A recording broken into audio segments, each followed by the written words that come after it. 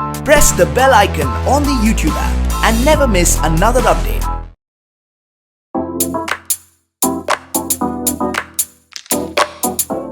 Hello guys, welcome to Vote Kids Presents India Kids Summit 2020. I have with me none other than Miss Anusika ma'am. Thank you so much for joining us over here, ma'am. And the first question with which I would like to begin this conversation is the fact that kids economy is something that has been ignored for a long time, but now in the last few years we have seen a tremendous rise. We've seen a tremendous growth in this particular economy. So what do you think is the primary reason behind this growth? When you talk about kids economy, you'll have to explain it to me. What do you mean? I create content. I look after the content for Nickelodeon, the kids cluster for the Viacom channel.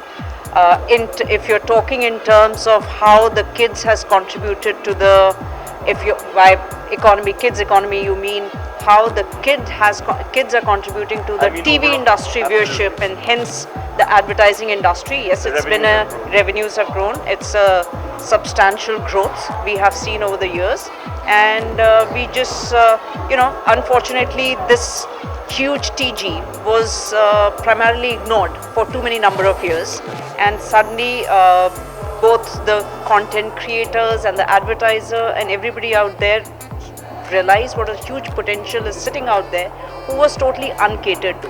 This was an audience which was not catered to at all, and slowly somebody of course took the lead, and this particular category absolutely grew and grew exponentially over a short period of time, and I think it's going to continue to grow at a substantial rate and continue to grow if it continues to grow in terms of the viewership. And today it's not just television, it's growing virtually on so many different platforms, whether it's digital, whether it's OTT. We have our own Voot, we have Nickelodeon, we have Sonic, we have so many different platforms on which the kids are being catered to. And yes, it's a huge, there's a huge potential. Indian economy, as we know, it's a very young country with a huge number of the biggest chunk of population is youth and of course the kids. So yes, this is, I still believe we haven't reached even close to what the actual potential of this particular category is. We have miles to go, and this will continue to grow, as a matter of fact. Absolutely, ma'am. And when we talk about, there's a certain fear that parents have that over integration of technology with their kids, it can sometimes get hazardous for the children.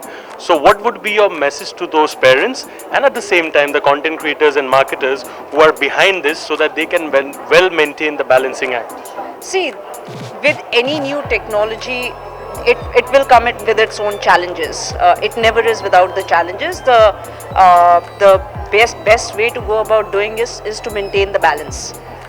We have, as a broadcaster, we are content creator, for instance, we now are very careful in terms of, we know it's the children who are going to consume this content, and sometimes parents feel comfortable leaving their child with our content only when they're aware that their children are not consuming anything which is hazardous for them. When I say consumption of content being hazardous, is that children are not learning something which they should not be, which the parents do not approve of, or which the adults do not approve of. And we as content creators are very careful of that reality. Similarly, in terms of technology, today, for instance, children, if they have access, I have heard so many parents talking about the fact that our biggest fear is we do not know what our child is consuming once they have a phone in their hand or once they have an iPad on their hand. Well, there are certain ways, for instance, certain timekeeping methods which are being devised by the various apps where the parents can really track as to what is the kind of content the children are consuming and what is the duration that they are consuming. So those are being introduced. So it's something that both parents as well as the consumers as well as the creators, they will keep innovating, but the balance of course has to be maintained by the consumers themselves, and in this case where it's consumers are the children, also by the parents and also by the creators, to ensure that we are able to create a very safe environment for the children to consume this kind of content. But this challenge will always be, anything that new comes up, it will always come up with its own challenges. Well, I'm pretty sure, ma'am, that your insights will help a lot. And lastly, before we wrap up, this is an initiative from IWM Buzz. So, any message to the IWM Buzz readers and viewers from your end, please?